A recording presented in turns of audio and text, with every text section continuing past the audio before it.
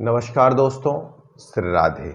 आप देख रहे हैं अपना पसंदीदा चैनल ज्योतिष पंचांग। मैं अंशुल त्रिपाठी, आपका ज्योतिषविद एवं वास्तुशास्त्री। मित्रों, दुर्गा सप्तशती पाठ को कैसे किया जाए, कौन से लोग दुर्गा सप्तशती के पाठ को कर सकते हैं, इस पाठ को करने का क्या लाभ है, इन सभी चीज़ों के बारे में हम इस वीडियो में चर्चा करेंगे। आइए बात करते हैं क्या लाभ है दुर्गा सप्तशती के पाठ को करने का। पिता से माता हमेशा ज़्यादा प्रदान करती है। ऐसे ही आप किसी भी देवी देवता की उपासना जब करने जाएंगे तो जब देवी की उपासना करेंगे अर्थात माता की उपासना करेंगे तो वो आपको भौतिक और आध्यात्मिक दोनों क्षेत्रों में अधिक से अधिक फल प्रदान करती है। अगर आप विष्णु की उपासना करते हैं तो आपको मोक्ष मिलेगा, लेकिन आपके मन में बड़ी इच्छा है कि हम विष्णु की उपासना करें और भौतिक जीवन के भोगों को भोग सकें, तो यह उतना संभव नहीं होता है। जैसे सुदामा, बहुत सारे ऐसे भक्त हैं जिन्होंने भगवान की सेवा करके आध्यात्मिक मोक्ष प्राप्त किया। लेकिन माता की सेवा का क्या गुण है? माता की सेवा करने से आपको भौतिक जगत के वो सारे सुख प्राप्त होते हैं। इसी बात पे एक बार एक ऋषि से एक राजा ने पूछा। सूरत राजा का नाम था और ऋषि मेधाने ऋषि से राजा सूरत ने पूछा कि कैसे एक अखंड राज्य स्थापित किया जाए, कैसे राज्य को विस्तृत और बड़ा किया जाए। ऋषि ने कहा कि माता की शरण में जाइए, माता की सेवा करिए और उस सेवा के परिणाम स्वरूप उन्हें अखंड राज्य की स्थापना हुई और अंत में माता के शरण में उन्हें स्थान प्राप्त हुआ। तो मित्रों, अगर आपको संतान, विवाह, घर, वाहन, गाड़ी कुछ भी चाहिए, मोक्ष भी चाहिए, माँ के शरण में आपको जाना है, तो दुर्गा सप्तशती का पाठ आपके लिए अद्भुत है। यह इसका लाभ है। किसी की कुंडली में मार्केश हो, घोर आर्थिक कष्ट और पीड़ा चल रही हो, आप दुर्गा सप्तशती का पाठ करें, आपको वो सब सुख प्राप्त होगा जो आपकी इच्छा में है। तंत्र से जुड़े हुए लोग, मंत्र से जुड़े हुए लोग, सभी लोग माता की शरण में जाते हैं और अधिक से अधिक सुख प्राप्त करते हैं। ये रही लाभ की बात। अब हम बात करते हैं कौन लोग कर सकते हैं। शास्त्रों का नियम है कि जिनको शुद्ध उच्चारण आता हो वही लोग पाठ को करें।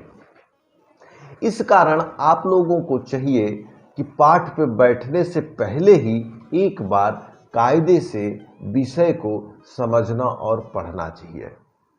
अपने घर में बड़े बुजुर्ग या अपने यहाँ श्रेष्ठ ब्राह्मणों के सामने शब्दों के उच्चारण को उचित कर लेना चाहिए। आजकल तो YouTube और गूगल के माध्यम से शब्दों के उच्चारण में पूर्ण सहायता प्राप्त हो रही है, जिससे आपका पाठ बेहद शुद्ध हो सके। करने के लिए सारे लोग कर सकते हैं, बस रजस्वला स्त्रियां जो मासिक धर्म से पीड़ित हों वो लोग नहीं कर सकती हैं, और जो लोग अपने आप को साफ सुथरा न रखते हों या न रखे हों वो लोग इसको ना करें, क्योंकि इस पाठ को करने से आपकी शरीर की ऊर्जा में विकास होता है। 9 देवियों के आपके चक्रों पर विशेष स्थान माना जाता है। जब आप पूर्ण शुद्धता के साथ इसको करते हैं तो इसकी ऊर्जा आपको वो सब कुछ प्रदान करती है जिसकी मन में आपने इच्छा रखी है। तो मित्रों, ये रहा कौन से लोग इसको कर सकते हैं। इसको कैसे किया जाए, तो जो भी भक्तजन हैं सुबह उठकर अपनी नित्य क्रिया करने के बाद स्नान कर लें और एक साफ सुथरा वस्त्र धारण करें।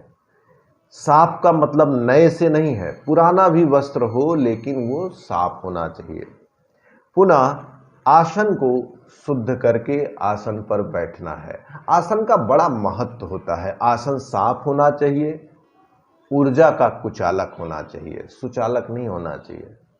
और पूजा करने के बाद आसन को पुनः मोड़ के रख देना चाहिए।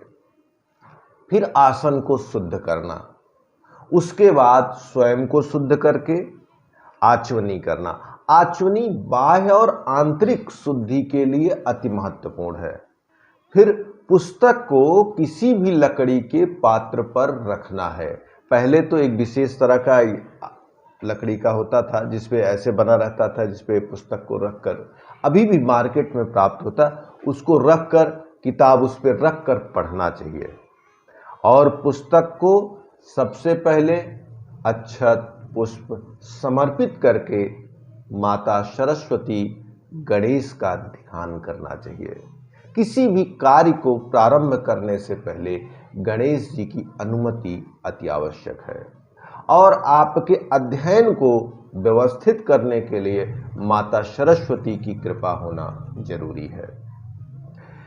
पुस्तक को शुद्ध करने के बाद आपको जल लेकर, अक्षत लेकर, लाल पुष्प, माता को लाल पुष्प बहुत ज्यादा पसंद है, लाल पुष्प को लेकर संकल्प करना चाहिए। संकल्प में आप पाठ कैसे कितनी मात्रा में करेंगे, कभी कभी लोग सुबह और शाम के स्टेप में करते हैं। आप पाठ का संकल्प करें। संकल्प करने के बाद पाठ को प्रारंभ कर सकते हैं। पाठ को प्रारंभ करने से पहले आपको 2-3 चीजों की सावधानी रखनी चाहिए। आपको तिलक लगाए रखना है, शिखा पुरुष बांधे रखेंगे, नारियां अपने सर पर पल्लू या कुछ भी वस्त्र जरूर रखे रहेंगी। साथ में एक गहरी एकाग्रता के साथ पाठ को करना है और बीच में यथासंभव कोशिश करके बोलना नहीं है। संकल्प आप संस्कृत में अगर नहीं कर सकते हैं, किसी विद्वान के माध्यम से नहीं करा सकते हैं, तो हिंदी में ही आप अपना नाम, पिता का नाम, गोत्र, स्थान कितना करना है, वो तमाम चीजें कहकर माता रानी का ध्यान करते हुए उन्हें समर्पित करें। अब हम बात करेंगे कि पाठ के दौरान क्या करना है। सबसे महत्वपूर्ण चीज बोलना नहीं है। दूसरी चीज, किसी भी सिद्ध पीठ के दर्शन अगर आपने किए हैं, नहीं किए हैं तो प्रतिमाओं में आपने देखा होगा, चित्र में आपने देखा होगा, उनके चरणों को ध्यान में रखते हुए आपको यह पूरा पाठ करना है। अगर इस विधा से आपने पूरे पाठ को संपन्न किया, बिना बोले और माता के चरणों को ध्यान करते हुए आपने पाठ को संपन्न किया, मित्रों, अनुभव रहा है जिसने जो मांगा है उसने वो प्राप्त किया है। कलश के बारे में लोग पूछते हैं कहाँ रखा जाए। कलश का नियम है कि पूरब उत्तर के कोने पर रखना श्रेष्ठ माना जाता है। और दिशा के बारे में कहते हैं कि दिशा कौन सी होनी चाहिए, पूरब दिशा सबसे अच्छी होनी चाहिए। किस समय माता के पाठ को किया जाए, सुबह या रात्र की बेला दोनों ही माता के पाठ के लिए शुभ मानी जाती है। तो ये संक्षिप्त जानकारी रही दुर्गा सप्तशती के पाठ को कौन करे, क्या लाभ है और कैसे किया जाए। किसी भी समय माता के पाठ को करना शुभ माना जाता है, लेकिन नवरात्रि की बेला में यह पाठ अति फलदायी होता है। पूरे ब्रह्मांड में माता की ऊर्जा संचारित होती है, प्रभावित होती है, और ज़्यादातर घरों में पाठ होता है और सारी शक्तियां मिलके माँ के दर्शन या कृपा को प्राप्त करने में सहयोगी होती हैं। आपको कुंडली दिखानी हो या अपने वास्तु के बारे में बातचीत करनी हो, दिए नंबर पर फोन करके आप हमसे बात कर सकते हैं। नमस्कार, श्री राधे। उम्मीद करती हूँ आपको वीडियो पसंद आया होगा। तो इसे लाइक करना ना भूलें। ज्योतिष और पंचांग से जुड़ी जानकारी हम आपके लिए लाते रहेंगे, तो आपके अपने YouTube चैनल ज्योतिष पंचांग को सब्सक्राइब करें और बेल आइकन जरूर प्रेस करें ताकि आपको लेटेस्ट वीडियो की नोटिफिकेशन लगातार मिलती रहे।